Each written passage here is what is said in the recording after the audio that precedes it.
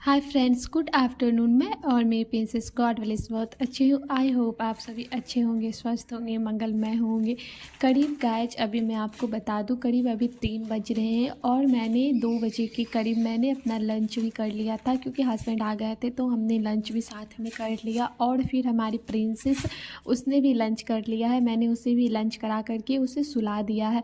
और जब वो सो गई है ना गाइज, तो मैंने सोचा कि क्यों ना इसका कुछ फ़ायदा उठाया जाए। पहले चलिए रेसिपी मैं आपको बताती हूँ। मैंने 1 केजी करीब आटे लिए थे गाइज, और आटे में मैंने अजवाइन क्रश करके डाला है। और आप चाहो ना तो इसमें मंगरेला भी डाल सकते हो, बट मुझे मंगरेले का टेस्ट मुझे अच्छा नहीं लगता है, तो मैं मंगरेला स्किप कर रही हूँ। और साथ में इसमें मैंने स्वाद अनुसार नमक डाला है, और फिर रिफ़ाइन ऑयल डाल देना गाइज। इसमें रिफ़ाइन ऑयल आप इस तरह से डालना गाइज कि जब भी आप आटे में है ना पूरी तरह से रिफाइन को मिक्स करो ना, तो आप जब अपने मुट्ठी में है ना उसे बंद करो ना गैस, तो वो एक है ना गाठी सी बन जाए, यानी कि एक गुठली सी बन जाए। यानी यूँ कह लो कि एक आलोई के आकार का है ना वो आपकी है ना आटे बन जाए, तो आपकी जो है ना नमकीन बनेगी वो बिल्कुल है ना क्रिस्पी बनेगी और है ना खास्ता बनेगी, और खाने में तो जो स्वाद रहेगा ना गाइस, और ऊपर से वो तो एक हेल्दी रेसिपी है। फिर साथ ही साथ आप इसमें थोड़ा थोड़ा पानी डाल करके गाइज एकदम सख्त आटा गूँथ लेना पूरी। साथ ही साथ मैं आपको एक बात और बता दूं गाइज, अगर आप थोड़ा सा भी लूज गूँथोगे ना आटे को, तो आपकी जो नमकीन है ना वो चपटी सी बनेगी और दांतों में जाके चिपक जाएंगे और आपको अच्छे भी नहीं लगेगी खाने में। दूसरी और मैंने तैयारियां कर रखी है दूसरी रेसिपी की। इधर मैंने करी पत्ता को अच्छे से धो करके उसे साफ़ कर लिया है, और एक साफ़ टावल से मैं उसे अच्छे से पोंछ लूँगी, क्योंकि अगर इसमें पानी रहेंगे तो तेल में जाने के बाद वो आपको है ना नुकसान भी पहुंचा सकते हैं, इसलिए मैंने उसे अच्छे से पूछ लिया है। फिर इधर मैंने निकाल लिया है चूड़ा, यानी कि पोहा, जो पत्ती वाली पोहा आती है ना साथ में, वही मैंने निकाला है। साथ में मैंने काजू, कुछ बादाम, कुछ है ना अखरोट वाले बादाम, साथ में नमक, हल्दी और चाट मसाला निकाल लिया है। इधर मैंने गरम करने के लिए रख दिया था तेल, यानी रिफाइंड ऑयल मैंने रखा है, आप चाहो तो मस्टर्ड ऑयल में भी बनाना। फिर थोड़े थोड़े काजू जो मैंने निकाले थे गाइज और बादाम निकाले थे, उसे एक छन्नी में डाल करके उसे है ना स्लो फ्लेम पे अच्छे से है ना कुक कर लेना, क्योंकि अगर है ना स्लो फ्लेम में ना कुक करके आप इसे हाई फ्लेम में कुक करोगे ना गाइज, तो बिल्कुल भी अच्छी नहीं कुक होगी और जले जले से हो जाएंगे, और जो कि टेस्टी भी नहीं लगेगा। मैंने बादाम और काजू दोनों को फ्राई कर लिया था। अब मैं तीसरा है ना इंग्रेडिएंट्स यहाँ फ्राई कर रही हूँ बादाम। उसी भी मैं है ना स्लो फ्लेम पे अच्छे से कुक कर लूँगी, जब तक हमारा इधर कुक हो रहा है ना गाइस सब चीज़। उधर मेरे आटे जो है ना वो भी सेट हो रहे हैं, क्योंकि आटे को सेट करना बहुत ज़्यादा ज़रूरी होता है। उसे कम से कम आधे घंटे के लिए रेस्ट पर तो आप रख ही देना। अच्छे से गीले टावल से ढक करके उसे रखना। अगर आप गीले टावल से ना ढक करके यूं ही रख दोगे तो आटे सूख जाएंगे, और फिर जो आपकी नमकीन बनेगी ना गाइज, वो ऊपर से सूखी होने के बाद मैं चूरों को फ्राई करने जा रही हूँ। चूरा मैंने फ्राई किया गाइज, बट मेरे में जो कलछी थी ना गाइज वो थोड़ी बड़े छेद वाली थी, तो जिसके कारण ना मेरे पूरे चूरे यानी कि पोहे जो है ना वो तेल में ना बिखर गए। बट मैंने जैसे तैसे यूँ दूसरी कलछी की सहायता से मैंने जैसे तैसे उसे संभाल लिया। बट हाँ, आप एक बात का ध्यान रखना गाइज, जब भी आप पोहे तलना ना, तो आप जो पतली वाली जो कलछी आती है ना उससे तलना। मेरे से तो ये मिस्टेक हो गई है, नेक्स्ट टाइम से जब मैं बनाऊंगी ना तो मैं पतली वाली कलछी मार्केट से ले आऊँगी, क्योंकि अभी मेरे पास तो है नहीं वो वाली। तो मैं मार्केट से जब लाऊंगी ना गैस, तो फिर मेरी नमकीन पोहे अच्छे तो बने थे गैस, बट यही दिक्कत हुई थी ना गैस कि जो मेरे पोहे जो है ना तेल में बिखर गए थे ना, उसके कारण ना थोड़ी ज़्यादा तेल है ना ऑब्जर्व कर लिया था पोहा, जिसके कारण थोड़ा ऑयली ऑयली सा हो गया था। और फिर जैसे ही मेरे पोहे तले ना गाइस, तो मैंने यहाँ पे कड़ी पत्ते भी ऐड कर दिए हैं। आप चाहो तो इसमें ग्रीन चिली भी ऐड कर सकते हो, थोड़ी सी स्पाइसी सी हो जाएगी, अच्छी लगेगी। बट मैंने यहाँ पे ग्रीन चिली है ना नहीं डाला है। ग्रीन चिली ना डालने का बस एक ही रीज़न है गाइज, क्योंकि जब हम और मेरे हस्बैंड साथ में खाते हैं तो जाहिर सी बात है कि मेरी प्रिंसेस है ना एनी टाइम हमारे पास ही रहेगी।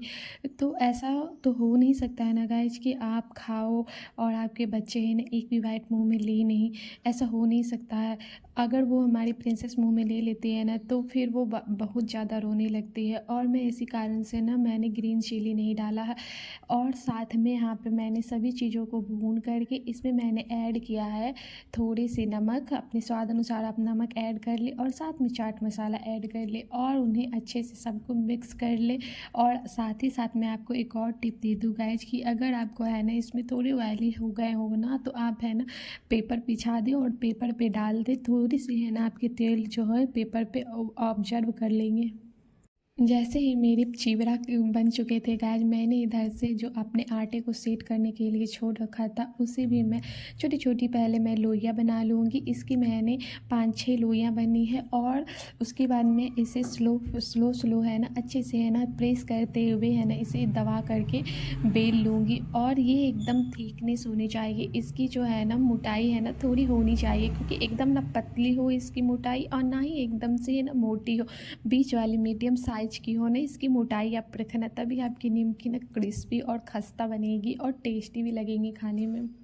मैं आगे आपको इसकी है ना मोटाइयाँ दिखाऊंगी कि मैंने कितने पतले और कितने मोटे बेले हैं अपनी रोटियों को। और साथ ही साथ मैं अपने है ना मनपसंद आकार में इसे आप कट कर लेना गाइज, क्योंकि जैसा आपको पसंद हो, जैसे कि आप बिस्किट का शेप भी बना सकते हो, सर्कल का भी शेप बना सकते हो, स्क्वायर का भी शेप बना सकते हो, ट्रायंगल भी आप शेप बना सकते हो, बट मैंने ना यहाँ पे काजू का शेप है ना बनाया है। पहले मैंने अपने रोटियों को, जो मैंने रोटी का शेप बना रखा था ना गाइज, पहले मैंने उसे लंबे लंबे आकार में कट किया है। फिर मैं उसे है ना तिरछी थोड़ा करके अपने है ना चाकू को कट कर लूँगी ना, तो ये हो जाएंगे हमारा काजू का शेप और देखने में भी ना बड़ा ही प्रिटी लगता है, बड़ा ही खूबसूरत लगता है। अब साइड साइड से जो पार्ट होंगे ना गाइज उसको हटा देना, तो आपके है ना बीच वाले जितने भी पार्ट है ना वो निकल जाएंगे काजू के शेप में।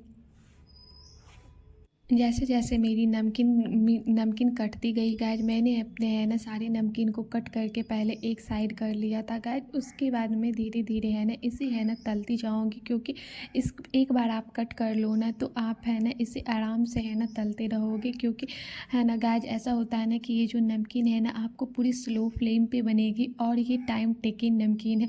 आटे की है ना हेल्दी तो होती ही है नमकीन, बट ये थोड़ा टाइम लेती है, इसे बेलना बहुत ईजी है। जैसे कि हम मैदे की नमकीन बनाते हैं वो, तो वो थोड़ा है ना बेलने में उसमें मेहनत है, थोड़ी पतली पतली बेलते हैं उसे बेलने में मेहनत है। बट आटे की नमकीन में ना एक ही खासियत है कि आपको बेलने में बिल्कुल भी मेहनत नहीं है और थोड़ा भी टाइम नहीं लेगा। बट हाँ, इसे आप जब फ्राई करोगे ना तो आप इसे बिल्कुल स्लो फ्लेम पे करना। अगर आप मीडियम पे हाई पे इसे फ्राई कर दोगे ना तो आपकी नमकीन जो है ना वो अंदर से तो पूरी कच्ची रह जाएगी और ऊपर से है ना आपको लाल लाल हो जाएगी और खाने में बिल्कुल ही बेकार लगेगी। इसीलिए पूरे पेशेंस के साथ आप अपनी नमकीन को है ना पूरे है ना स्लो फ्लेम पे तलना।